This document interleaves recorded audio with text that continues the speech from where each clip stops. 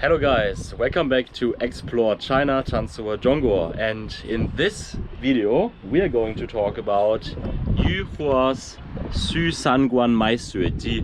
So this one here means许三观, so this is a name, and it's the Chronicles of a blood merchant, or Mai is to sell, Xue means blood, Ji is then the Chronicles or notations.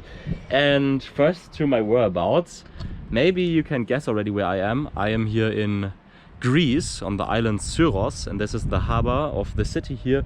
And I have the pleasure to stay here with my classmate, who's studying with me international trade in Beijing.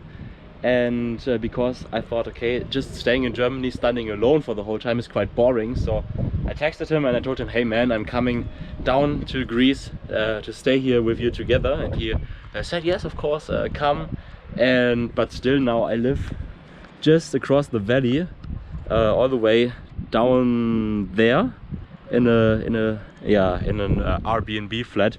And this here is a factory where they used to do, I think, produce energy. And you can see here so many stones. So in all these walls, they just put these walls up because there's so many stones on this island. This remembers me of Croatia.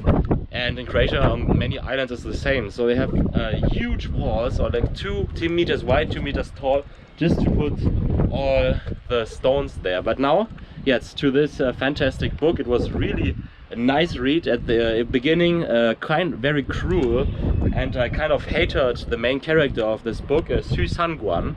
Xu Sanguan, his name, so it means like Xu is the feminine name, San means 3, and Guan, again, only a name, and it was like view, I think. And San is the third because he has 2 cousins who are older than him, so he is just the son Lao, so the third oldest. And in China you have it often that the names are quite similar to parents, or to their siblings as well, then if they have siblings, because later Xu Sanguan, he has 3 boys, and they are called Ile, Ale, Sanle. So the first luck, second luck or joy, and the third joy. And the main story goes like this, that this guy was very often at very bad stages in life and had to sell his blood, because I think until the 90s in China you could sell your blood instead of donate it. And he would each time get around 30 to 35 yuan to sell his blood to these suetors, to these guys who work in these merchandise blood shops where you can sell your blood. And he had a wife, and his wife, just when they were marrying, she got raped by a rapist, by another guy, and he got a child then quite soon after, and he thought it is his child and his wife's child. But when the child grew up to the age of 9, he realized, oh, it's not my child, it's actually the rapist's child. And then he got very angry, and he didn't want to have anything to do with his child, even though he raised him up. And then the rapist also didn't want them, because I'm not his father, you are his father. And they had like a big argument, and there's some very weird things in this book, like this guy, the Xu Sanguan, he tells them, then he was so full of hate against this other guy, and also to his wife. He couldn't understand that his wife couldn't do anything for this because she was raped, but he tells his sons to rape the daughters of the rapists, so to have a revenge in this kind of sense. And furthermore, he with the blood donations, or the blood selling, is very interesting, because they believe that if they drink a lot of water, so they drink many wan shui, so many bowls of water, because then their blood will get more and will get more liquefied, and they can just donate blood or like sell their blood easily. So it's like a source, a never-ending source, your blood. But of course that's not right, and he also knows it, and he by time and time gets weaker and weaker. By more often he donates blood.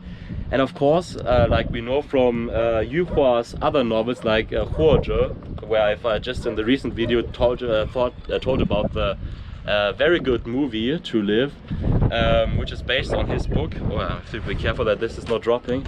It plays during the time below Mao Zedong, so from the 40s and then especially 50s, 60s and 70s during the Great Leap Forward and the Cultural Revolution, where many people were very poor and had to suffer hunger, starvation, malnutrition, where they only ate like maybe 40 days or even longer, only dough and very little, and everyone was hungry.